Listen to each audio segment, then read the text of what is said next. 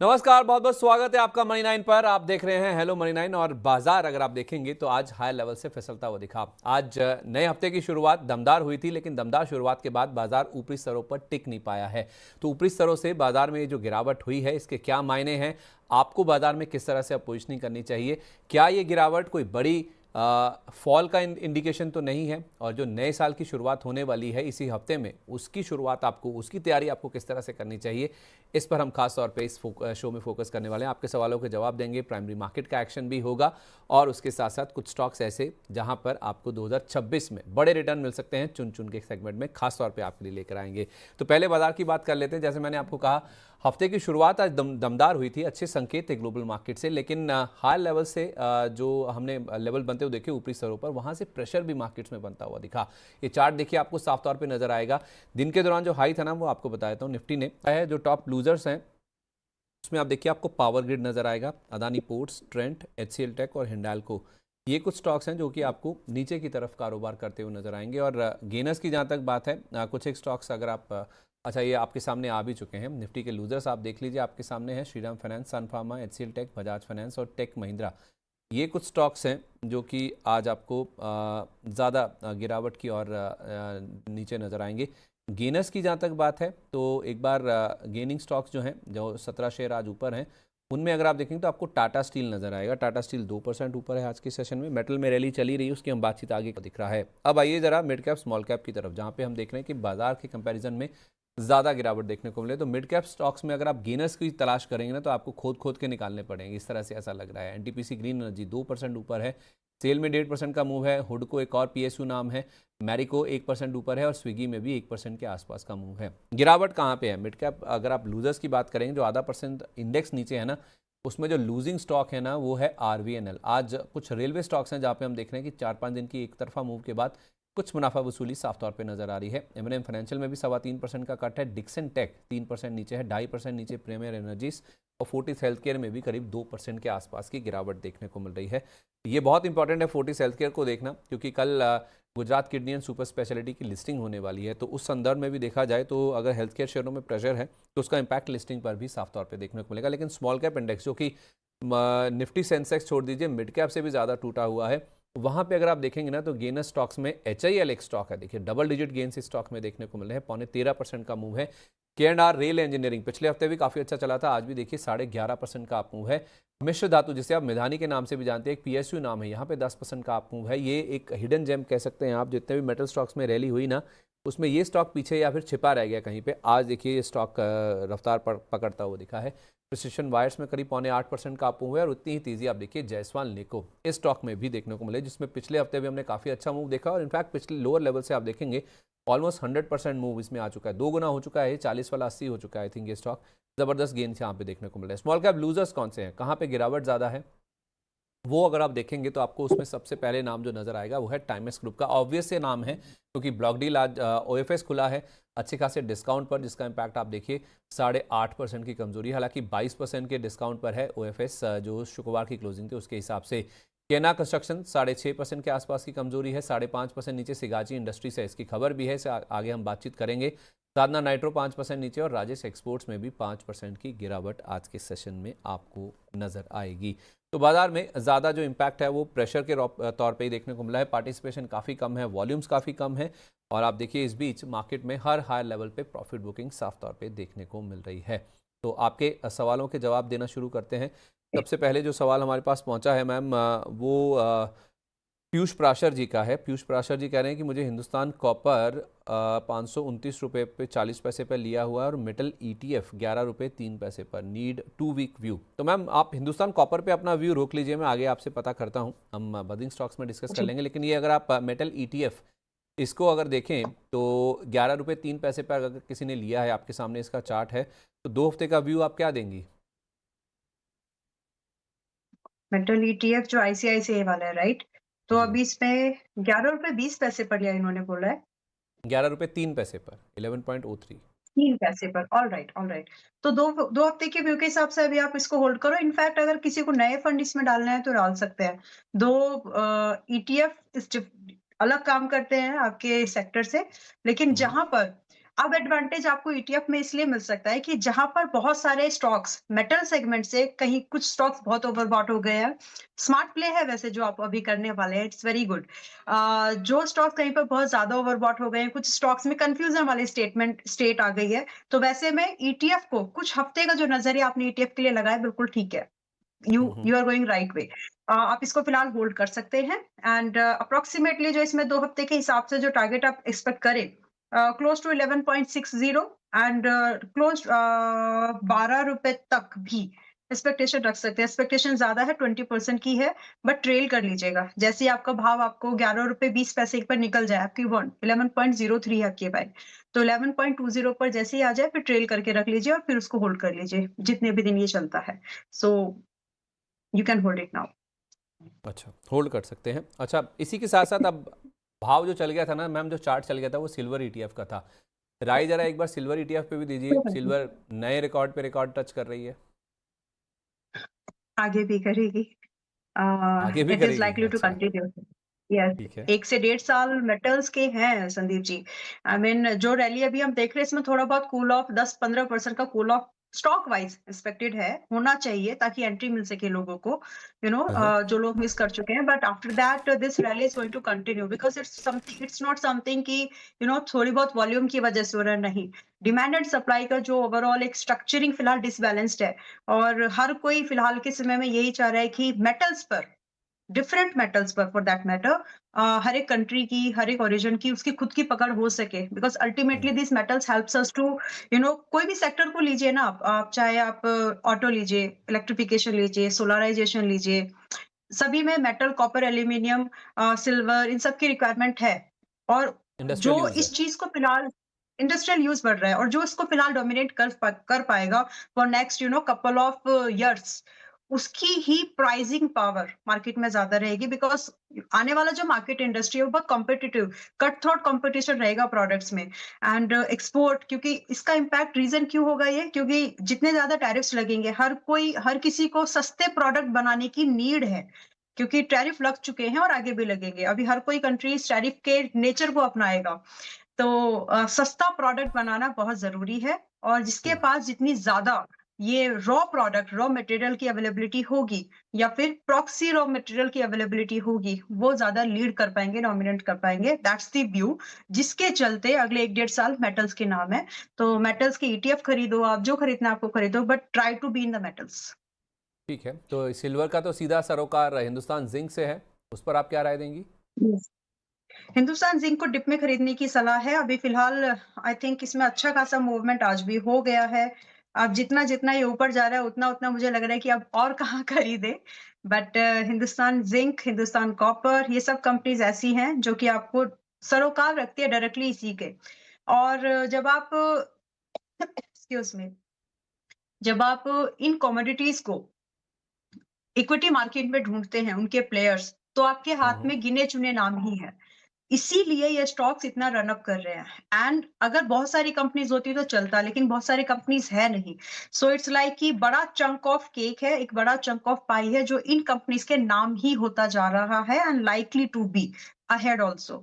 So due to that ये stocks आगे भी ऐसे ही स्ट्रॉन्ग बने रहने वाले हैं। Now being an smart investor, मैंने ट्रेडर नहीं बोला, इन्वेस्टर बोला है। Being an smart investor, try to wait for a pull back which is likely to happen. आज भी स्टॉक आज अच्छा खासा जंप इसमें दिखा, 477-75 से सीधा ये खुला है। लेट मी, माय गुडनेस, 545 के गैप अप पर खुला है, उसके बाद इसमें कूल ऑफ दिख रहा है 485 तक। सो अभी आप वेट करो, अप्रोक्सीमेट आपको 445, 50, 70 इस रेंज में आना शुरू हो जाए, तब आप वहां से फ्रेश बाइंग के बारे में वापस से स्टार्ट कर सकते हैं। अभी 2-4 दिन का वेट करिए, it is likely to come in this range. Now इसके बाद भी स्ट्रेटेजी यही रखिएगा पूरे मेटल स्टॉक्स में, जो भी आप अपनी पसंद का बाय कर रहे हैं, कि आपको जिस दिन आपने एंट्री बनाई है, पहले तो एंट्री सही लेने की कोशिश करिए, और जिस दिन आपने एंट्री बनाई है फ्रॉम देयर आपको कम से कम 10 से 15% के डिप भी देखने के लिए मिल सकते हैं। परसेंटेज ऑफ दिस मिल सकते हैं वेरी हाई। तो वहां पर आपको थोड़ा बहुत एवरेज करने की प्रिपरेशन पहले से मेंटली एंड फाइनेंशियली रखनी पड़ेगी। आपको डरना नहीं है, क्योंकि ये नजरिया 1 से 1.5 साल का है। एक जो रैली हुई है इसमें कूल ऑफ की एक्सपेक्टेशन रखिए। ठीक है, ओके, परफेक्ट है। इस तरह से आप चाहें तो अपना मेटल पर व्यू बना के रख सकते हैं। हिंदुस्तान कॉपर पर मैं फिर से कह रहा हूँ कि हम दोबारा बातचीत करेंगे। बदिंग स्टॉक्स में ऑलराइट। हम इस स्टॉक को कवर कर रहे हैं, कुछ इसमें रीज़न भी है, वो भी आपको बताएंगे और उससे आपको थोड़ा आइडिया भी लगेगा कि और ऊपर जाने की गुंजाइश इसमें कितनी है। इस बीच सक्तनी जी, ये हमारी एक व्यूअर हैं, इन्होंने अपना सवाल भेजा, कह रही कि Ambala ma'am, I have taken Ola at 36 रुपये पे खरीद लिया ओला का शेयर।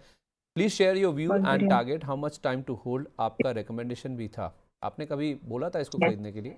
यस यस यस, मैंने बोला, इसीलिए मैंने बोला ना, बहुत बढ़िया। एंड एक second, just a minute please. अच्छा, ओला इलेक्ट्रिक ना, ओके। ओला इलेक्ट्रिक अभी 34 के आसपास में है, और आपने जब इसको 36 पर खरीदा है तो अधूरा स्टेटमेंट है ये। आपको पहले से पता है कि नेक्स्ट स्टेप क्या करना है। जिस दिन मैंने इसको खरीदने बोला था 36 रुपए 20 पैसे के आसपास ये था, and that time I said कि ये 27 पर भी आ सकता है, इनफैक्ट आएगा बोला था, और वहां पर आपको एडिशन करना है। And from there 41, 55 and 60 are the targets. तो वही व्यू है। अभी आप वेट करो कि 27 पर आए तो एडिशन करना है, लगभग 20-25% as per your comfort, not beyond that, but और आप इसको रख सकते हैं। ये एक बहुत ही turn around type of pick है ये, जहां से आपको एक लो रिस्क पर एक अच्छे रिवॉर्ड की पॉसिबिलिटीज है। लेकिन 36 पर बाय करने वाले 27 की तैयारी रखो। ये स्टेटमेंट मैंने तब भी दिया था और अभी भी दे रही हूँ। So you got to be prepared कि अगर 27 आता है तो आपको थोड़ा बहुत एडिशन करना है, एंड होल्ड करिए।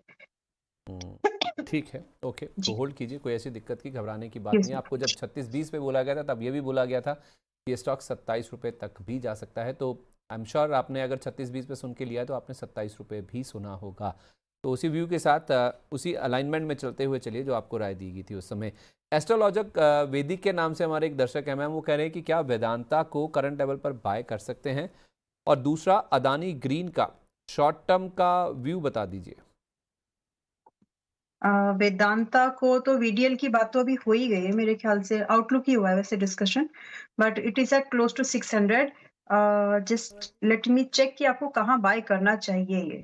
इस रेट पर तो नहीं, नॉट एट दिस प्राइस, क्योंकि आपने शॉर्ट टर्म वर्ड यूज कर लिया है। So you have to be very very very careful with your buying. अगर आप इन्वेस्टर नहीं हो, 1.5 साल 1 साल नहीं रख सकते, तो ऐसे स्टॉक्स को आप ऐसे समझो कि ऑप्शंस है, स्टॉक्स के रूप में ऑप्शंस है ये, जो हालांकि एक्सपायर नहीं होते, but still you got to be that volatility it has, right? So 597 के पास में ये अभी है, एंड बी रेडी कि ये 560 के आसपास आ सकता है। वहां पर खरीदारी के बारे में सोच सकते हैं। नहीं आए तो छोड़ दीजिए, कभी ना कभी तो आएगा, तब देखेंगे, but as of now it's expensive for swing trading या फिर शॉर्ट टर्म के लिए। अभी ये महंगा है, आप फंस सकते हैं क्योंकि आपका रिस्क रिवॉर्ड फेवरेबल नहीं है। So wait for the better buying. And अगर ये 560 पर आता है, that time also your stop loss should be at 535, 535 के स्टॉप लॉस पर आप आराम से फिर एक दूसरा टारगेट, नेक्स्ट टारगेट जो है फर्स्ट, वो 590 से लेकर के आप 610 तक एक्सपेक्ट कर सकते हैं। सो this is for swing trading. Investing का नजरिया बिल्कुल अलग है। ठीक है, ओके, जी, परफेक्ट है। और दूसरा अदानी ग्रीन, इसका शॉर्ट टर्म का व्यू चाहिए इनको। अडानी ग्रीन आज थोड़ा वीक ही था, यस 1000। शॉर्ट टर्म का टारगेट मतलब कितना short? Less than 1 year is considered as short term only. नहीं तो नहीं, आप 3 महीना आई एम मानिए, श्योर कि आप, आप तीन ओके। महीना मानिए। तो 3 महीने मानने के हिसाब से अभी आपको इस पे बाइंग नहीं लेना चाहिए फिलहाल। Buying should be at minimum, इसका 5 930 के आसपास इसकी बाइंग आनी चाहिए, पहली बाइंग।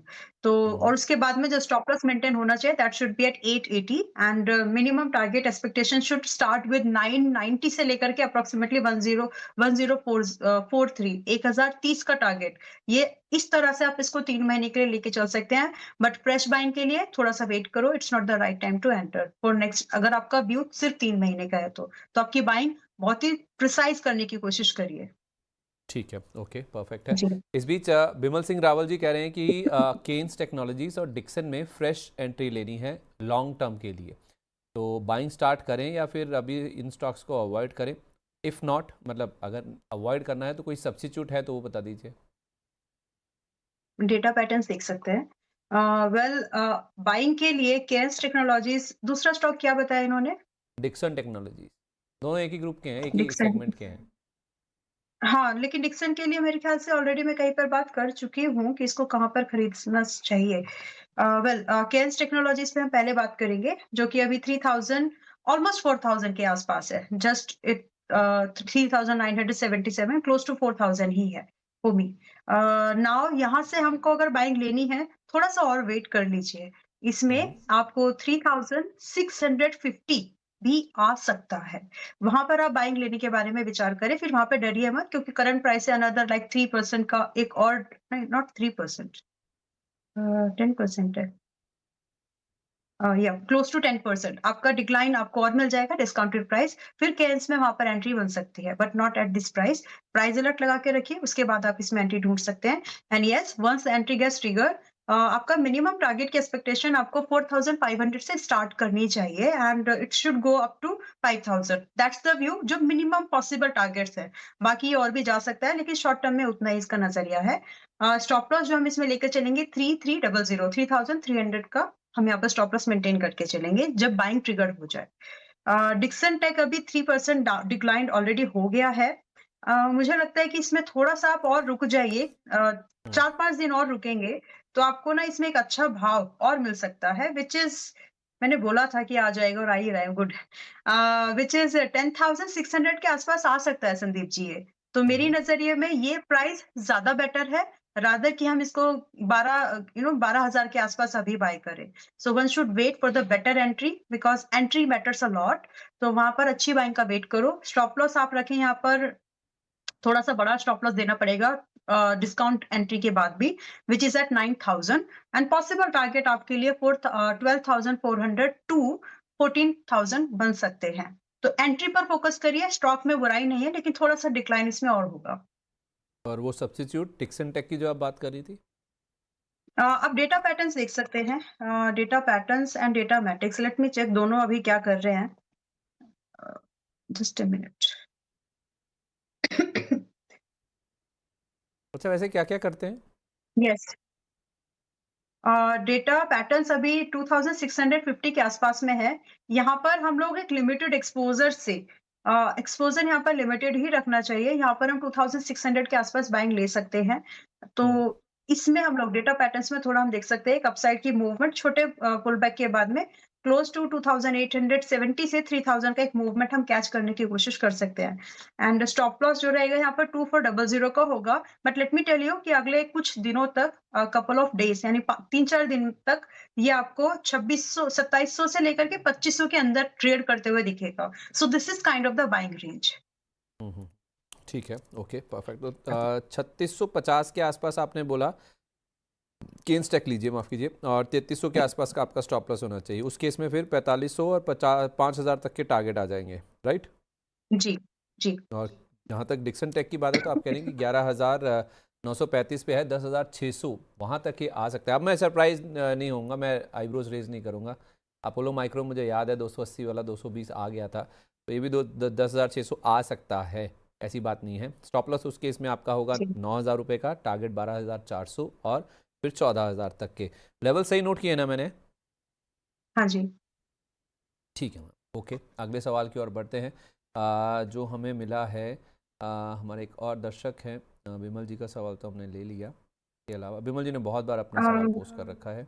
हाँ क्या मैम, मैं कुछ कहना बीच चाह में रही है? इंटरप्ट कर सकती हूँ? प्लीज़ हाँ प्लीज़ जी। Please please.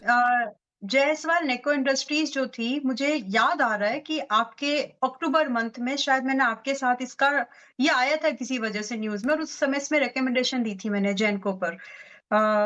तो आज 85 था उसका टारगेट, जो कि हिट हो गया है। So just to update all कि अगर आप इस ट्रेड में हो, so try to book your profit, क्योंकि इसके बाद अब इसमें ₹90 से ऊपर की फिलहाल, थोड़े दिन के अंदर में ₹90 से ज़्यादा का इसमें भाव मुझे दिखता नहीं है, तो यहाँ पर पुल बैक होगा। तो जो लोग भी इसमें आए हैं जेनको में, आप चाहें तो अपने प्रॉफिट को थोड़ा यहाँ पर भुना सकते हैं। वैसे भी साल खत्म हो रहा है, तो जितना हो सके थोड़ा बहुत प्रॉफिट बुकिंग करिए। शो में कोई ना कोई या फिर मैं तो आती ही रहूँगी, और कुछ नए स्टॉक्स आपको मिलते रहेंगे। But as of now try to book some profit, मेरे नाम पर भी करेंगे तो मुझे भी अच्छा लगेगा।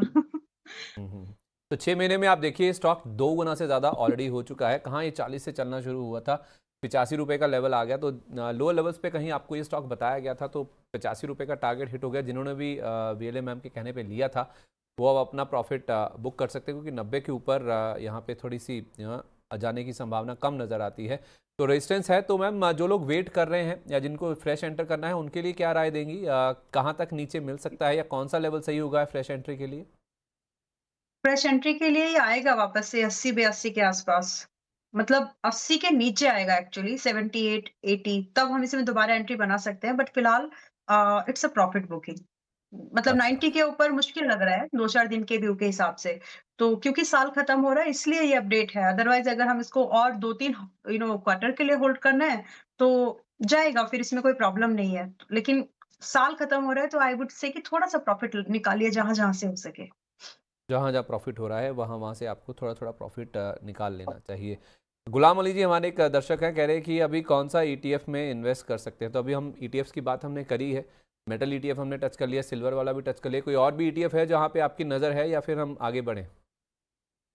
हाँ, मैं ईटीएफ को बहुत क्लोज़ली ट्रैक नहीं कर रही हूँ संदीप जी, बट जैसे एक क्योंकि ईटीएफ बहुत सारे हैं मार्केट में, हम्म। तो आप अपने हिसाब से कोई चूज़ करिए जो ज़्यादा अच्छा परफ़ॉर्म अभी ना किया हो। जहाँ पे क्योंकि इट्स लाइक कि परफ़ॉर्मेंस आएगी, तो आप अपने हम्म। हिसाब से कोई मेटल देखिए सिल्वर की ज या फिर हाफ़-हाफ़ कर लीजिए एक्चुअली। तो बुलियन में भी सिल्वर पर फ़ोकस ज़्यादा रहे तो बेटर है, लेकिन आप एक थोड़ा पैसा आप कंबाइंड ईटीएफ्स में रखिए, जहाँ पर अपने आप वो रोटेशन करते रहेंगे फंड मैनेजर्स एंड थोड़ा झुकाव जो है ज़्यादा, आप सिल्वर ईटीएफ पर अभी भी रख सकते हैं। बिल्कुल। तो जायसवाल निको इसके साथ साथ जो ईटीएफ्स हैं उनकी बात हुई। जायसवाल निको पे मुझे याद है अंशुल जी से भी हमारी बातचीत हुई थी, वो कह भी रहे थे कि 81 का लेवल आई थिंक पार होगा, उसके ऊपर सस्टेन करेगा तो फिर यहाँ पे बड़ी तेज़ी बन सकती है। देखिए स्टॉक में आज काफ़ी अच्छा मूवमेंट बना भी है, 85 के आसपास के लेवल्स बन रहे हैं। तो थोड़ा वेट करें, डिप आने का वेट कर लीजिए। अगर आपको फ्रेश एंट्री करनी है 80-82 रुपये के आसपास चाहे तो इस स्टॉक का आप वहाँ पे आए तो दोबारा फ्रेश एंट्री के बारे में सोच सकते हैं। वो कह रहे थे कि मल्टी ईयर ब्रेकआउट कुछ स्टॉक में हो रहा है, कई सालों का लंबा एक कंसोलिडेशन होने के बाद इस स्टॉक में हम ब्रेकआउट देख रहे हैं और ये बड़ी तेज़ी के लिए तैयार हो रहा है। लेकिन नई खरीदारी करनी है तो थोड़ा वेट कर लीजिए, थोड़ा डिप आने दीजिए इसमें। स्ट्राइकर्स के नाम से हमारे एक दर्शक हैं, कह रहे हैं कि संदूर मैंगनीज आई थिंक ये बात करने हैं। संदूबा यस। 220 रुपये पर है इनके पास, और बेलराइस 169 के प्राइस पर ले रखा है। शॉर्ट टर्म का व्यू चाहिए इनको, और कह रहे हैं कि हाँ शॉर्ट टर्म का ही व्यू चाहिए इनको। ओके, 270 का टारगेट दिया था मैंने यहाँ पर, 205 की बाइंग रिकमेंड की थी। तो शॉर्ट टर्म करें या फिर आपके टारगेट अब जैसे भी है, लेकिन 270 का भाव is likely to happen in this. So stay invested. अभी इसमें ये मूवमेंट जितना आना चाहिए अभी आया नहीं है। ये आप संदूर मैंगनीज की बात कर रही हैं? यस। ओके। तो अभी ये 235 पर चल रहा है, थोड़ा बहुत जब ये 40 पे था तब भी बोला था कि आएगा 225 के आसपास। सो इफ यू कैन ऐड करो, फंड्स नहीं है, लेट इट बी, जैसा है वैसे रहने दीजिए। फिर भी हम्म। स्टॉप लॉस जो है 197 का फॉलो करके 270 का टारगेट आप चेज़ कर रहे हो। तो आप आई मीन मैं ये मान के चल रही हूँ कि ये कोई वही व्यूअर है ना जिन्होंने ये संदूर मैग्नीज के बारे में मेरे मुँह से पहले रिकमेंडेशन सुना है। तो 270 का ही टारगेट था पहले भी, अभी भी है। However you are in profit but target नहीं हुआ अभी। तो मेरी रिकमेंडेशन यही है कि अभी आप होल्ड करो, it is yet to hit its target and possible also. ठीक है, ओके परफेक्ट है, तो अभी होल्ड करना चाहिए। अच्छा, दूसरा बेल राइस 169 पे है इनके पास। बेल राइस थोड़ा वीक था कल और आज भी। 1 मिनट देख लेते हैं। अच्छा, ऊपर से इनकी बाइंग कितने की है संदीप जी? 169 169। बहुत ज़्यादा मार्जिन है नहीं आपके पास, कुशन नहीं है। बट फिर भी आप एक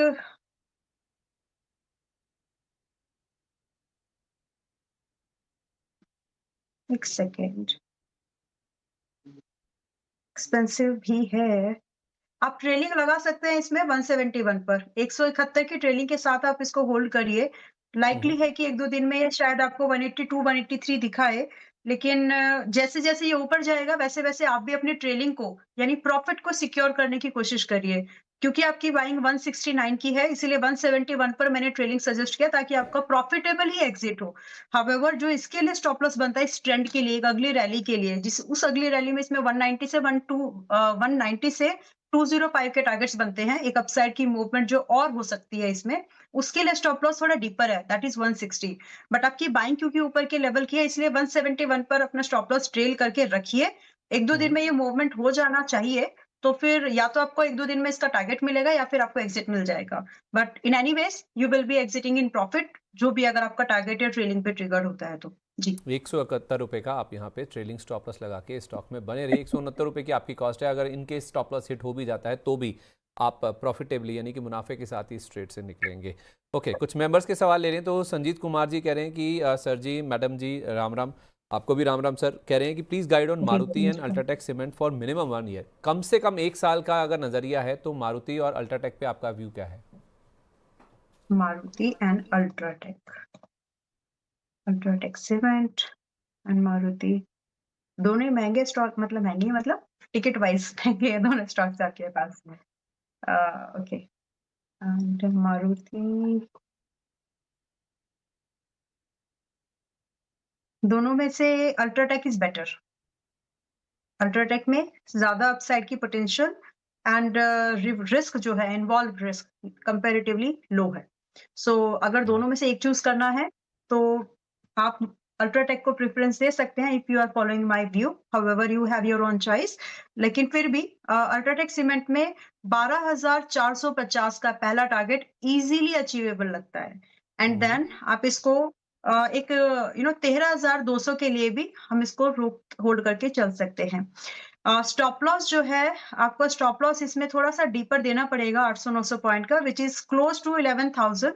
11,000 का एक स्टॉप लॉस मेंटेन करके ये भी नज़रिया रखें कि 2-4 दिन के अंदर ही अगर आपको 11,500 पर मिले, तो कुछ परसेंटेज ही सही लेकिन थोड़ा-सा एडिशन करने का जुगाड़ या फिर जो भी बोले ना, अवेलेबिलिटी रखिए अपने फंड्स की, सो दैट आपको पहले से पता है कि आपको क्या करना है अपने ट्रेड के साथ में। ठीक है। दोनों में से अल्ट्राटेक इज़ बेटर। मारुति जो है थोड़ा-सा ओवरबॉट है, चलेगा बट इसका अभी समय नहीं है, इन माय ओपिनियन। ठीक है, मतलब मारुति और अल्ट्राटेक में से अल्ट्राटेक बेटर है फिलहाल के लिए। यहाँ पे आप आज साढ़े के लिए। 13,000 के आसपास का टारगेट लेके चल सकते हैं। अभी ये 11,800 के आसपास है। इसके अलावा राजीव कुमार जी पूछ रहे हैं मैनकाइंड फार्मा के बारे में। मैनकाइंड फार्मा पे मेरी कॉल भी थी, उसका हुआ क्या उसके बाद? Let me check please. या it worked, alright. Mankind Pharma, उसका टारगेट 1 सेकंड में just give me a minute Sandeep ji. हालाँकि आपके शो पर भी मैनकाइंड फार्मा 4-5 हफ्ते पहले की बात है। मैनकाइंड फार्मा रिकमेंड किया था मैंने यहाँ पर भी। लेकिन टारगेट 2300 का दिया था। नहीं हुआ है, टारगेट हिट नहीं हुआ इसमें। बट अभी आप अगर इसमें हैं तो बने रहिए। जिस तरह से ओवरऑल ब्रॉडर मार्केट में थोड़े बहुत प्रॉफिट बुकिंग के सेंटिमेंट्स होंगे, तो जो फार्मा या फिर जो बाय नेचर जो हेज काउंटर्स हैं, उनमें इंटरेस्ट बनता है। And Mankind pharma is kind of stable company, तो आप इसमें फिलहाल बने रह सकते हैं। ना तो टारगेट हुआ है, ना ही स्टॉप लॉस। एंड टारगेट यहाँ पे 23 ऑनवर्ड्स था। यहाँ पे मिनिमम टारगेट 2300 से लेकर के 3000 तक दिए थे मैंने। I mean hmm. डिपेंड कितने समय के लिए आप होल्ड कर रहे हो। तो अभी भी आप इसमें हैं तो बने रहिए। स्टॉप लॉस जो है इसका 2000 का है और अभी भी इंटैक्टेड है। सो तो ना मैम, टारगेट हुआ है, ना stop loss, one can wait for it. तो कितने लेवल पे ये बाइंग आपने सजेस्ट की थी? क्या लेवल था उस समय? 2125। 2125। तो वहाँ जी। से कुछ 65 रुपये के आसपास का मूव आ गया, 3% के आसपास और ऊपर मान लीजिए आ गया। अभी भी बाइंग की हाँ, गुंजाइश है अगर 2300 से 3000 के टारगेट हैं तो? अगर स्टॉप लॉस 2000 का मैनेज कर सकते हैं तो येस, इसमें पोटेंशियल है। एंड जो नज़रिया था वो एक मिड टर्म इन्वेस्टिंग का था, यानी less than 1 year but more than 3 months. ठीक है, ओके, परफेक्ट है। तो ये बात होगी मैनकाइंड फार्मा की। एक मैम सरला पॉली देखिए, 250 क्वांटिटी है। आशीर्वाद दास जी हैं, इनका सवाल है ये। एक तो इनके पास सरला पॉली है 250 क्वांटिटी 110 रुपये के रेट पर, और दूसरा इनके पास सेंट्रल बैंक है 105 क्वांटिटी 59 के रेट पर। एक बार कहने की आप रिव्यू कर दीजिए इसको। सरला पॉली आप कितने समय तक रख सकते हैं? और दूसरा क्या बताया इन्होंने? Central Bank. Central Bank. Okay. Sarla Poly 89 पर है। इनका बहुत ऊपर का लिया हुआ है, 110 रुपये का लिया हुआ है। हम्म। लॉस सेक्टर है से तो काफ़ी। सस्ता या प्रॉफिट है। लॉस तो दोनों में ही है बल्कि। लॉस तो दोनों में ही है। ठीक है, अभी आप ना इसको एक चांस तो दे ही दीजिए। आपकी 110 की आसपास की बाइंग है ना, तो जी जी। सरला पॉली अभी 89 पर है, क्लोज टू 90 है। थोड़ा सा समय और दीजिए उसको, और उतना भी मत दीजिए कि आपके पास शफलिंग का समय ना बचे। So just try to give another 2 months to it, and possible है कि आपको 100 से लेकर के 105 तक का एक मूवमेंट इसमें दिख सकता है आपको। तो आपका जो लॉस है वो लॉस थोड़ा सा रिकवर हो जाएगा, कम हो जाएगा। उस हिसाब से आप इसको थोड़ा सा रख सकते हैं। 2-3 हफ्ते का ही व्यू रखिए, उससे ज्यादा कम कर दीजिए। 2-3 हफ्ते का समय मूवमेंट के हिसाब से जो इसमें बन सकता है, इट्स मोर देन इनफ। तो आप उतना ही इसको रखें। स्टॉप लॉस ज़रूर रख लीजिएगा इस बार।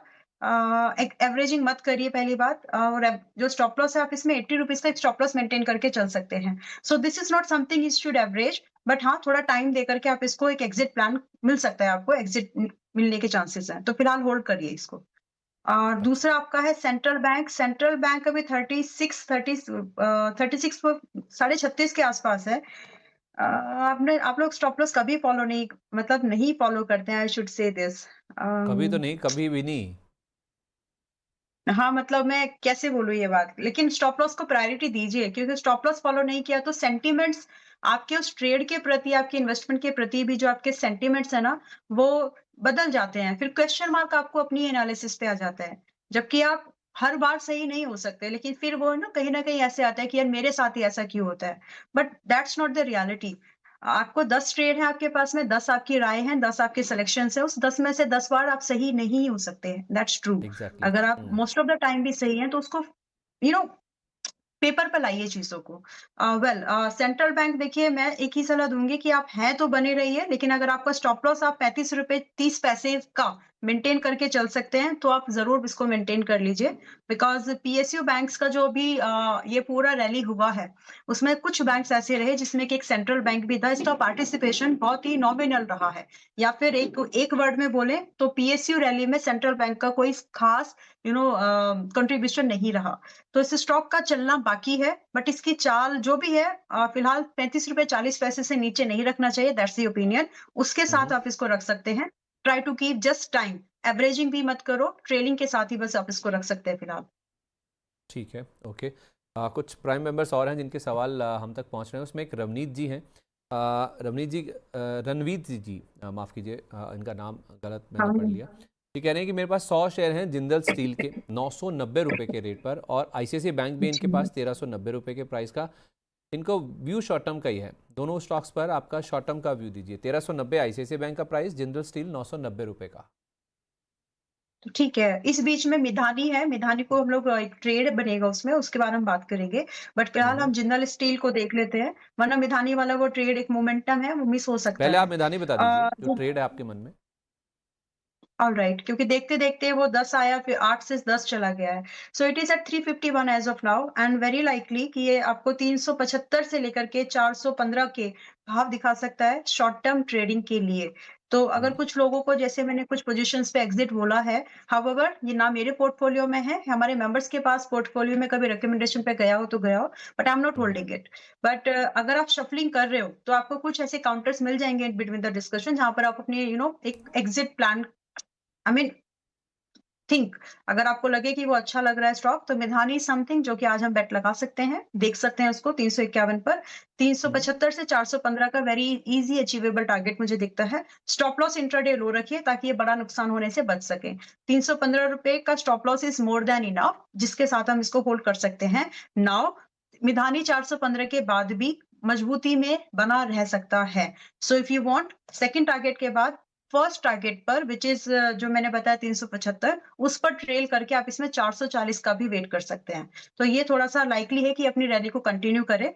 1-2% का इसमें अपसाइड डाउन, 3% तक के अपसाइड डाउन प्राइस में इसमें इजीली होंगे, तो आप उसके लिए प्रिपेयर्ड पहले से रहिए। ठीक है, अ, परफेक्ट है। और जी, इसमें जो दूसरा स्टॉक आप बता रहे हैं जिंदल स्टील, देखिए आपने जो इसके साथ जो शॉर्ट टर्म लगा दिया है ना, तो ये जस्टिफाई नहीं कर पाएगा आपके डिसीजन को। तो अगर आपके पास समय नहीं है इसको देने के लिए, निकल जाइए। व्हाई? बिकॉज़ जनरली होता क्या है, जिंदल स्टील की जो हिस्ट्री कहती है कि 200 दिन के मूविंग एवरेज के आस-पास ये बहुत ज़्यादा दिन तक नीचे ट्रेड नहीं कर पाता। मुश्किल से 3 महीने, 6 महीने। और अभी ये 200 दिन के मूविंग एवरेजेस के पास में ही है, व्हिच इज़ एट 990 ना 990 के पास में।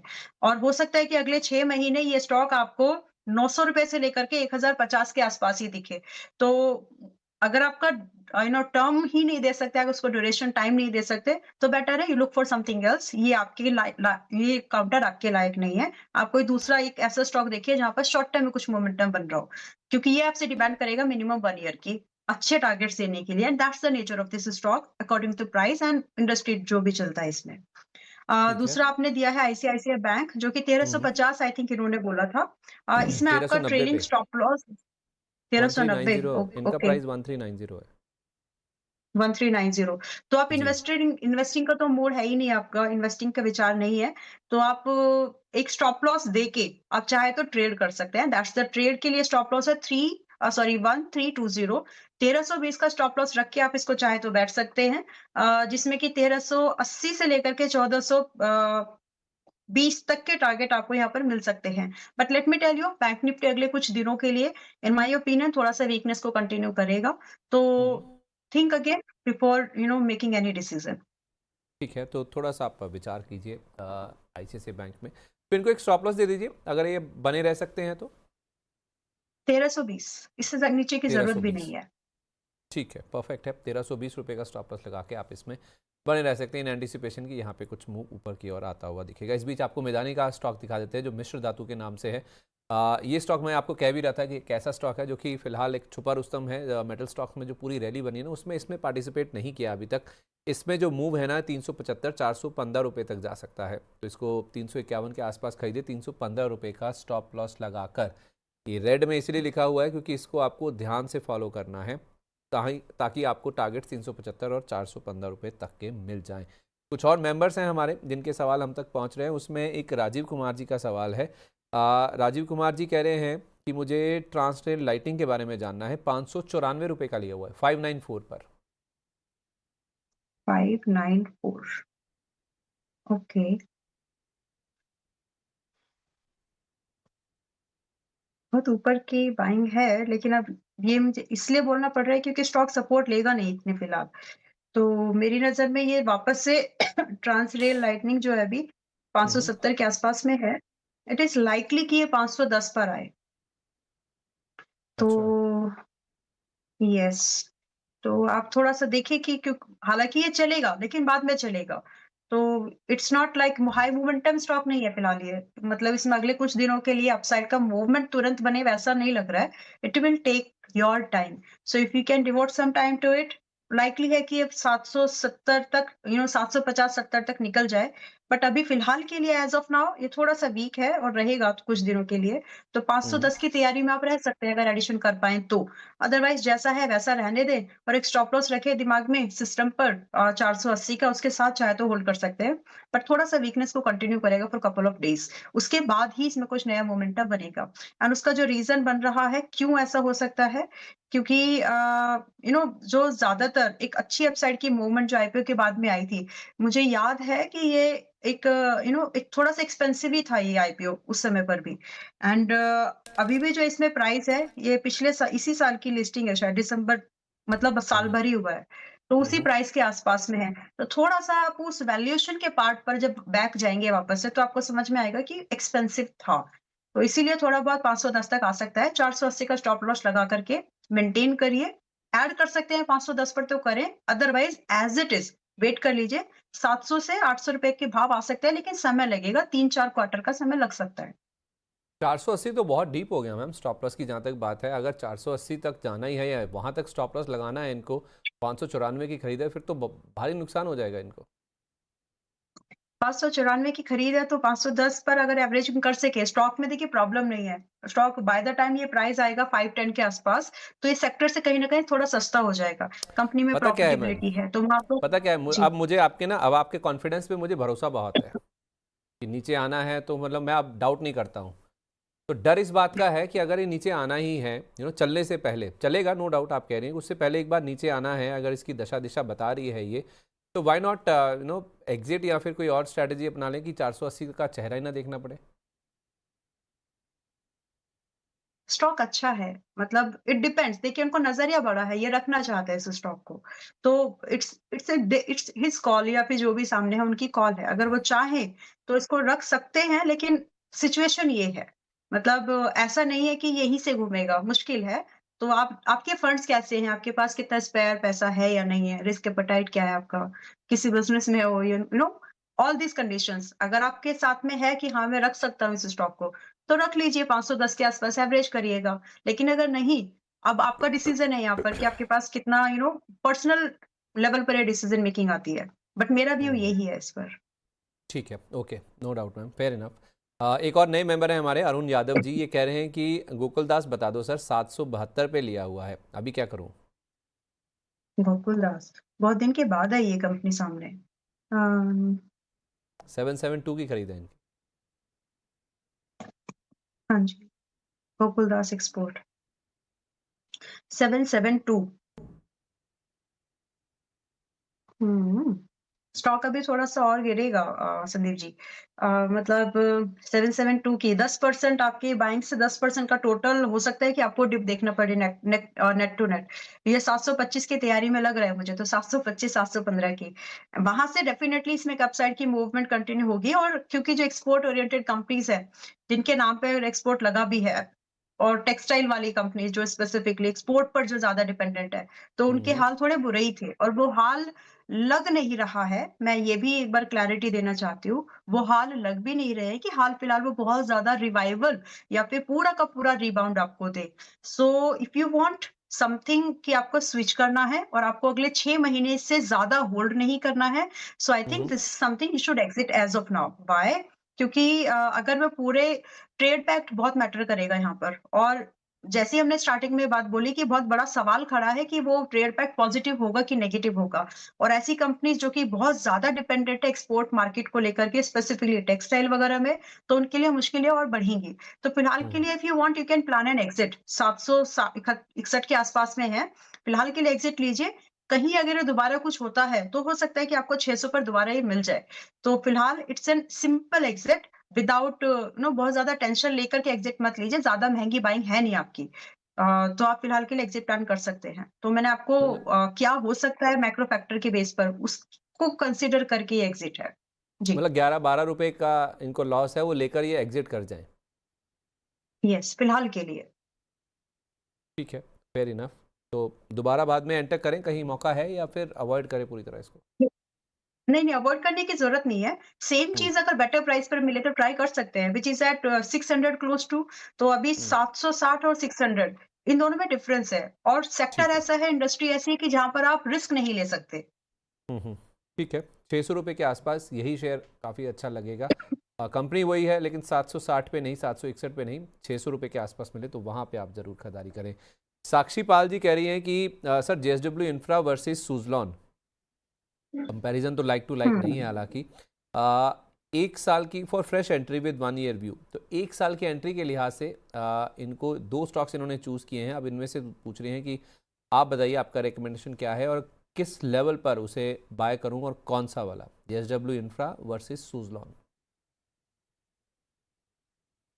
जस्ट आप मुझे थोड़ा-सा समय देंगे तो इन दोनों का दोनों ही इंडस्ट्री अलग है। एक पोर्ट पर जा रही है और आपका एक एनर्जी बहुत ही निश प्रोडक्ट बिज़नेसेज़ है दोनों। दोनों ही इंडस्ट्रीज़ ऐसी है जिसमें बड़े एंट्री बैरियर्स भी हैं और बहुत हम्म, ज़्यादा प्लेयर्स नहीं है, राइट? तो इंडस्ट्री को समझते हुए I will go with JSW infra जो कि 281 पर है एंड यहाँ से अगले साल करंट प्राइस पर ले सकते हैं 281 के पास में है। यहाँ से ₹320 से लेकर के साल भर का नज़रिया अगर मेरी एनालिसिस के हिसाब से देखें तो 380 तक ये जाना चाहिए। रही बात स्टॉप लॉस हमें यहाँ पर मेंटेन करके चलना है 250 का, तो ₹30 का स्टॉप लॉस है आपका एंड कंपैरेटिवली एक वेरी फेवरेबल रिस्क रिवॉर्ड आपको मिलने के यहाँ पर चांसेस है। हम्म, रही बात सुज़लॉन, तो सुज़लॉन अभी 52-53 के आसपास इस रेंज में ही चल रहा है। 47 पर आए तो तब बाय करेंगे, लेकिन JSW infra is good to buy at current price also. मतलब यहीं ले लें 281 के आसपास। ऊपर में आप कह रहे हैं कि यस। 380 तक चला जाएगा और ये सुजलॉन को 47 तक वेट कर ले, वहां पे खरीदें जाके। हाँ जी, और जेएसडब्ल्यू इंफ्रा में पहला टारगेट का जो पड़ाव है आपका 320 है। 320 के बाद ट्रेलिंग करें, 380 का वेट करें क्योंकि साल भर का नज़रिया है। ठीक है, ओके, परफेक्ट है। एक सवाल और ले रहा हूँ, फिर मैं बजिंग स्टॉक्स की तरफ चलूंगा। बजाज फाइनेंस को लेकर जी, विशाल सिंह जी का सवाल आया है, कह रहे हैं कि क्या अभी इस स्टॉक को बाय कर सकते हैं? बजाज फाइनेंस 990 नहीं, अभी नहीं। आपको वेट करना पड़ेगा, इसके करना चाहिए। लगभग आपको इस स्टॉक के लिए वेट का समय है 930, 920। तो इस रेंज के 925 के आसपास में आप इसमें बाइंग रिकंसिडरेशन में ला सकते हैं, बट नॉट नाउ। अभी एक्सपेंसिव है। टेक्निकल प्राइस पर भी देखेंगे तो आपको महँगा लगेगा। एंड बहुत ज़्यादा स्टॉक्स जो चल गए हैं, तो उसमें आपको जब जहाँ पर आप एंट्री बना रहे हो, तो टेक्निकल्स भी देखो, फंडामेंटल्स का एक मल्टीप्लिकेशन तो ज़रूरी देख लीजिए। तो सेक्टर से भी अब ये लगभग डेढ़ गुना एक्सपेंसिव है। तो डेफिनिटली ऐसी जगह पर एक प्रॉफिट बुकिंग एक्सपीरियंस होती है एंड उसमें ही फ्रेश जो एंट्री आपको बनाना चाहिए अगले अगली रैली के कंसीडर करते हुए, अगर स्टॉक में दम है तो आप तब बनाएं। तो अभी फिलहाल 920 930 का वेट करना चाहिए। ठीक है, परफेक्ट है। नीचे के लेवल्स का वेट कीजिए बजाज फाइनेंस में अगर आपको फ्रेश एंट्री करनी है तो। अब हम बढ़ते हैं बजिंग स्टॉक।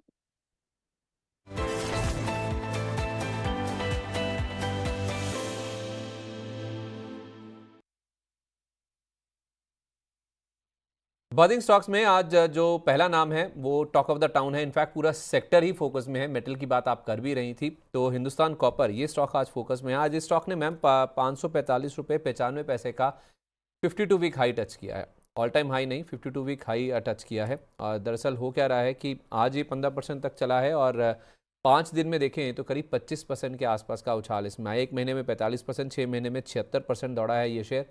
और उसके बाद हमने देखा है कि स्टॉक में कुछ मुनाफा वसूली आज साफ तौर पे बनी है। वैसे आज एमसीएक्स पर देखें ना तो कॉपर में दो अपर सर्किट लगे हैं। कॉपर में जो भाव है वो 1392 रुपये प्रति केजी के भी पार पहुंचता हुआ दिखा है। 800 रुपये के आसपास के लेवल से ये रैली शुरू हुई थी जो कि 1392 रुपये के आसपास पहुंच गई है। तो उसी का इम्पैक्ट हमने हिंदुस्तान कॉपर के स्टॉक में देखा है कि ये 1 महीने में ही 45%, 50% का रिटर्न इसने 1 महीने के आसपास के समय में दिया है। और आज मैम हायर लेवल से हुई है प्रॉफिट बुकिंग, जैसा आपको चार्ट में दिख भी रहा है। कहाँ 545 95 और कहाँ 490 रुपये के आसपास 55 रुपये हायर लेवल से ये स्टॉक अपने सरेंडर कर चुका है। और पीयूष पराशर जी का सवाल था जिन्होंने पूछा भी था कि इनके पास 529 रुपये 40 पैसे पर शेयर रखा हुआ है। तो मैम आई थिंक इन्होंने हाल फिलहाल लिया या तो फिर आज ही लिया है, तो ऊपर के लेवल पे ले लिया है, क्या वापस भाव आ जाएगा वहाँ तक? पहले मैं एक डिस्क्लोज़र देना चाहती हूँ। हालाँकि आप लोगों के प्लेटफ़ॉर्म के थ्रू तो कई बार ये स्टॉक्स के नाम आए हैं, सेक्टर के नाम आए हैं, बट ये ट्रेड हमने अपने मेंबर्स के पास भी रिकमेंड किया था ऑन 12th ऑफ दिसंबर। 12 दिसंबर को 360-70 पर इसको बाइंग रिकमेंड किया था, जिसमें 415 और 500 हमारे टारगेट्स थे कि ये मिड टर्म के व्यू में ये टारगेट्स आपको मिल जाएँगे। ये व्यू के साथ में ये ट्रेड दिया गया था एंड 500 का जो टारगेट था, वो आज अचीव हुआ है। So according to our analysis जो 500 के टारगेट्स थे वो पूरे के पूरे हिट हो गए एंड ये पूरा मूवमेंट हमारे मेंबर्स को भी मिल पाया and I am happy for that. In fact जो भी व्यूअर्स हमको रेगुलर देखते हैं उनको भी मिल पाया होगा। But now the question here is ये डिस्क्लोजर के बाद कि आगे क्या? देखिए मेटल से अगर आपको यू नो एंट्री बनानी है तो 1 साल के स्टॉक है, 1 से डेढ़ साल के लिए इन्वेस्टिंग थीम है ये। अभी जैसे मैं बोल भी रही थी कि जब भी आप एंट्री बना रहे हैं, आपको 10 से 15% का डिक्लाइन का तैयारी रखनी पड़ेगी, तभी जाकर के आप इन स्टॉक्स में अब पैसा लगाएँ। तो वही तैयारी अगर आपकी है, तो आपको अभी अगर आप एंट्री बना रहे हैं 490 के पास में, आप बनाइए। फिर और भी अगर किसी को बनाना है, लेकिन आपको 10-15% की इस मूवमेंट गिरावट से डरना नहीं होगा फिर, क्योंकि आपको 1 साल तक के लिए स्टॉक होल्ड करने पर चाहिए, क्योंकि ये मोमेंटम आगे भी कंटिन्यू होगा। अब रही बात टारगेट, तो जो फर्दर साल भर के नज़रिए के हिसाब से देखें तो ये अच्छी खासी परफॉर्मेंस आगे भी करेंगे। मैं एक राउंड फिगर अगर बोलूँ तो लगभग 15 से 25-30% की मूवमेंट और होगी पुल बैक्स के बाद में। तो आपको एंट्री अगर बनानी है तो पुल बैक का वेट कीजिए। हालाँकि आपकी एंट्री बन गई है अभी ऊपर के लेवल की। सो रूल वही है, 10 से 15% का डिक्लाइन अगर आता है तो आपको इसमें एंट्री बनाने की एवरेजिंग करने की, I beg your pardon, averaging करना आपको चाहिए इसमें। तो रही बात स्टॉक स्पेसिफिक रीजंस हम पहले भी गिना चुके हैं कि क्यों मेटल्स पर फोकस रहेगा है, क्यों रहेगा, वो सारी चीजें हम गिना चुके हैं। और इक्विटी स्टॉक में क्यों इतने जो गिने चुने स्टॉक्स हैं उनके ऊपर ज्यादा फोकस इसीलिए बढ़ रहा है। एक न्यूज पढ़ रही थी मैं कि मेटल्स में म्यूचुअल फंड्स ने भी बहुत बड़ा ईटीएफ्स के थ्रू, म्यूचुअल फंड्स के थ्रू करीब करीब 10 लाख करोड़ कुछ ऐसा था अमाउंट इन्वेस्ट हुआ है। तो आप उस चीज से समझ जाइए कि कितना बड़ा इन्फ्लो मार्केट में मेटल्स की इंडस्ट्री में आ रहा है। तो अभी ये आगे भी बुलिश रहने वाली है। ठीक है, ओके। तो ये आप एवरेज करके चल सकते हैं जिनके पास भी रखा है, मतलब बेचना नहीं है आप कहने को, कोई ऐसी घबराने की बात नहीं है। बेचिए मत, मतलब बेचेंगे तो फिर वही होगा कि मिस हो गया। अ, लेट पछताएंगे फिर, नो हाँ। Let not. हाँ, आप ठीक है, मतलब ट्रेन में आपकी F1 की थी, आप थोड़ा एसी में नहीं बैठ रहे हो, कम से कम स्लीपर में तो बैठ जाओ। इट्स लाइक दैट, लेकिन ट्रेन में बैठ जाइए। So this is like I would like to, मैं बस ऐसे एक्सप्लेन कर सकती हूँ। पहले आते तो आपको एसी क्लास यानी आपके ये पुल बैक में भी आप प्रॉफिट में ही रहते, लेकिन अभी आप थोड़े से लेट हैं। Admit hmm. दिस, और उस गलती को आप सिर्फ ऐसे ही मैनेज कर सकते हैं। इट्स नॉट गलती, जब जागो तभी सवेरा, बट स्टॉक्स में ये गलती कहलाती है। It's true. हम्म। ये वाली कहावत रियल लाइफ में चल सकती है, बट यहाँ नहीं चलती। यहाँ पे ये गलती कहलाती है। तो उस गलती की भुगता मैनेज आप ऐसे ही कर सकते हो कि जब भी आ रहे हो, थोड़ा-सा प्रोविज़न रखो साइड में कि ये स्टॉक गिरेंगे, गिरने चाहिए, ताकि एवरेज थोड़ा आपका प्राइस अच्छा हो सके। दैट्स ठीक ऑल, है। बाकी तो स्टॉक्स मूवमेंट में रहेंगे आगे भी। अगला नाम है एनबीसीसी का। ये शेयर अगर आप देखेंगे ना तो हिंदुस्तान कॉपर के कंपैरिजन में उतना ज़्यादा नहीं चला है। तो ये शेयर आज जी। चला है, 3% तक का उछाल हमने आज देखा है, और 18 दिसंबर का एक लो बना था। मैं अभी चार्ट पे आपको दिखाता हूँ। 18 दिसंबर के लो से आप देखें ना, शेयर में 16% से ज़्यादा का मूव हमने बनता हुआ देखा है। आज खबर ये आई है कि दिल्ली सरकार के साथ इनका एक विवाद चल रहा था, वो विवाद सुलझा है। और वो विवाद सुलझने से हुआ क्या है कि 8,500 एकड़ का एक प्रोजेक्ट बनाने के लिए इनको 21 एकड़ ज़मीन मिल गई है। तो उसका इम्पैक्ट आज हमने स्टॉक पर पॉजिटिव साइड पर देखा। एक बार भाव भी दिखा दीजिए इसका। तो हायर लेवल से ये भी नहीं टिक पाया, जैसे बाजार फिसला है, हायर लेवल से ये भी गिरा है। लेकिन आप थोड़ा ना एक महीने का चार्ट दिखाइए, जो 18 दिसंबर की मैं बात कर रहा हूँ, वहाँ से अच्छा चला है ये स्टॉक। 18 दिसंबर का जो लो बना था, ये जो बीच वाला आप देख रहे हैं जो ट्रफ बना है ना नीचे की तरफ, वो वाला प्राइस दिखाइए। वहाँ से स्टॉक चलना शुरू हुआ था, और ये इधर वाला जो ये वाला लो है, दूसरा वाला इस तरफ, उस लो को आप देखिए। तो वहाँ से मैम स्टॉक चला काफ़ी अच्छा है, और आज थोड़ा हाई लेवल से प्रॉफिट बुकिंग हुई है इसमें। इसमें और अपमूव तेज़ी बाकी है। आप इसको डिप में खरीदे तो आपके लिए अप मूव की पोटेंशियल रहेगी। ₹110 should be the stop loss, लेकिन बाइंग 122 पर नहीं।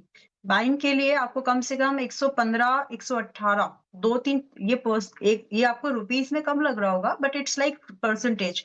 3-4% का डिप और पॉसिबल है। मंडे, ट्यूसडे तक पॉसिबल ही हो जाना चाहिए।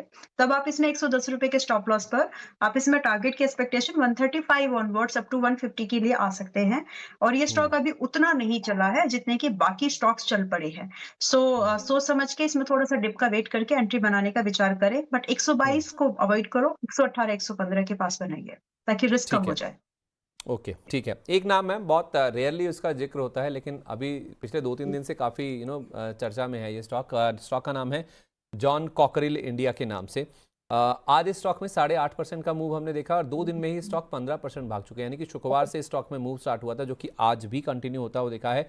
और ये इसलिए कंटिन्यू हुआ क्योंकि एक दिग्गज निवेशक है रमेश दमानी साहब, उनका नाम इस कंपनी के साथ जुड़ता हुआ दिखा। इन्होंने बल्क डील के जरिए इस कंपनी में 13 करोड़ रुपए का इन्वेस्टमेंट किया है। इसके कुछ 27,500 शेयर खरीदे हैं, और 4,704 रुपये 45 पैसे ये भाव है, ये औसत भाव है जिसके ऊपर शुक्रवार को उन्होंने खरीदारी की है। 13 करोड़ रुपए का इन्वेस्टमेंट किया है। इसी वजह से स्टॉक में हम देख रहे हैं कि मूव काफ़ी स्मार्ट है। और आज अभी भी 8.5% की तेज़ी के बाद 4.25% के आसपास का मूव बचा हुआ है। इसके चार्ट्स क्या बता रहे हैं ma'am? Volume I am sure कम होते होंगे इस पर, क्योंकि टिकट साइज ज़्यादा है। इसमें कुछ है दमखम और ऊपर जाने का?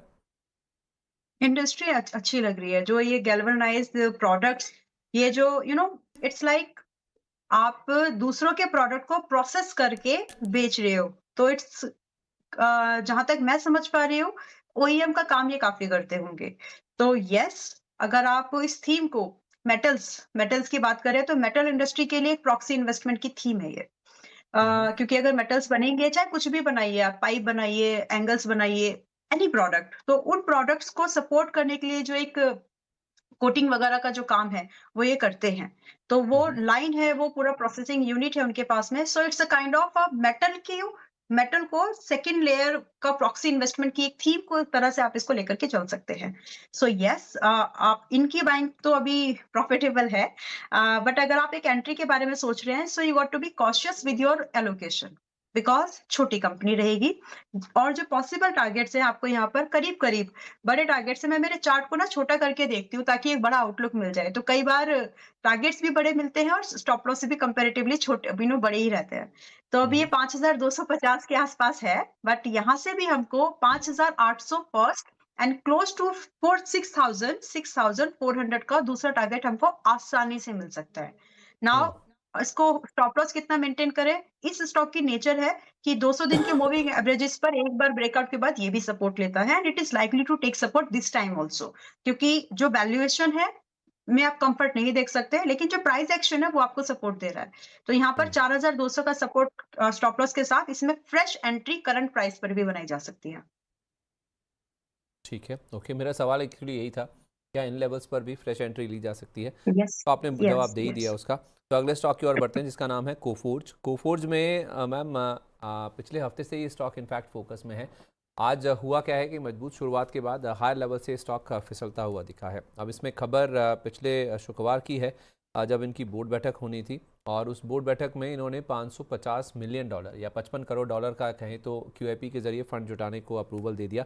और उसके साथ साथ एनकोरा, ये नाम चल ही रहा था मार्केट में शुक्रवार को कि ये एक्विजिशन कर सकते हैं $2 बिलियन यस। की रकम में। $1.89 बिलियन में ये एक्विजिशन किया गया है इनकी ओर से, और इसके लिए एक प्रेफरेंशियल इशू का रूट है जो कि अपनाया गया है। ये 1815 रुपये के भाव पर 9.4 करोड़ शेयर इशू करके ये अपनी हिस्सेदारी खरीद रहे हैं या फिर कंपनी में एक्विजिशन कर रहे हैं। तो जो एनकोरा के शेयर होल्डर्स हैं उनके पास भी 20% के आसपास की हिस्सेदारी बचेगी। ये डील 4 से 6 महीने में पूरी होने की उम्मीद है। एनकोरा के शेयर होल्डर्स की अगर आप बात करेंगे ना, तो उसमें आपको एडवेंट इंटरनेशनल, जहां से ये हिस्सेदारी खरीद रहे हैं, और वार्बर्ग पिंकस के नाम शामिल हैं। तो कोफोर्ज ने बोला तो है कि ये जो डील है इनके लिए EPS एक्रेटिव है, FY27 से इनके लिए पॉजिटिविटी आना शुरू हो जाएगी, लेकिन एक्सपेंसिव है ये डील, ऐसा ब्रोकर्स की रिपोर्ट में बोला गया है। ब्रोकर्स ने टारगेट तो ऊपर के दिए हैं, लेकिन हाँ ये ज़रूर कह रहे हैं कि जिस भाव पर इन्होंने डील की है वो इनके लिए शायद थोड़ा सा दिक्कत हो सकती है। तो आपका व्यू क्या बनना है मैम? चार्ट वाइज कैसा दिख रहा है ये? मैं कोफोर्ज को, देखिए न्यूज़ पॉजिटिव है। कोई कंपनी, इंडियन IT कंपनी अगर कोई AI कंपनी का एक्विजिशन कर रही है तो उसके लिए एक अच्छी न्यूज़ है। और कभी एक बार, पिछली बार जब हम कभी बात भी कर रहे थे कि AI के नाम पर AI बबल में बस्ट होते समय हमारे ऊपर कितना डेंट आ सकता है। तो कुछ खास था नहीं अपने पास खोने के लिए, धीरे-धीरे आ रहा है एंड जो आ रहा है वो वेल फर्निश्ड या फिर वेल डिफाइंड प्रोडक्ट्स ले रहे हैं। तो हमारा जो R&D वाला समय था, बहुत सारी कॉस्ट जो है हम एक फिनिश्ड प्रोडक्ट उठा रहे हैं अभी directly. So it's a positive news. आपका टाइम, आपके एफर्ट, आपके एक्सपेंसेस को आप कम कर रहे हैं, तो उसकी जो प्रीमियम है हमेशा मार्केट में देना ही पड़ता है। But what about the price? हम कोफोर्ज में इस न्यूज़ को, जो इसका आने वाले समय में जो इसकी जो कंपनी में प्रॉफिटेबिलिटी बढ़ सकती है, उसका फायदा लेने के लिए हम एंट्री कहाँ बनाएँ? तो मेरे लिए 1530 से 1500, अभी ये 1680 के पास में है। मैं ज़्यादा कंफर्टेबल इस प्राइस के पास में ही रह सकती हूँ। तो मेरे हिसाब से थोड़ा-सा वेट करें, पेशेंस रखें, तो ये भाव भी आ जाएगा, ऐसा नहीं है कि नहीं आएगा। तो थोड़ा वेट करना ज़्यादा बेटर है, क्योंकि अगर आप अभी एंट्री बनाते हैं तो आपका रिवॉर्ड उतना नहीं है जितना कि आपका रिस्क है। क्योंकि यहाँ पर आप 1400 के कम से स्टॉप लॉस पर आप काम नहीं कर पाएँगे। So try to get a better entry so that आपको 1850 से लेकर के 2000 के टारगेट आपको मिल सके and it will be a very favourable risk reward at that time. तो थोड़ा-सा वेट एंड वॉच करिए, एक अच्छी एंट्री के लिए, मिल जाएगा। ठीक है, तो डिप का वेट कर लीजिए और नीचे आ सकता है ये। जो लेवल्स आपको बताएंगे उनका वेट कर लें, वहाँ पे एंट्री करना शायद आपके लिए ज़्यादा बेटर होगा। तो फिलहाल के लिए आप इसको अवॉइड करें तो ज़्यादा बेटर है, या डिप्स का वेट कर लें, यूँ कह सकते हैं आप। प्रतिभूति बाजार में निवेश बाजार जोखिमों के अधीन है। निवेश करने से पहले सभी संबंधित दस्तावेजों को ध्यान से पढ़ें।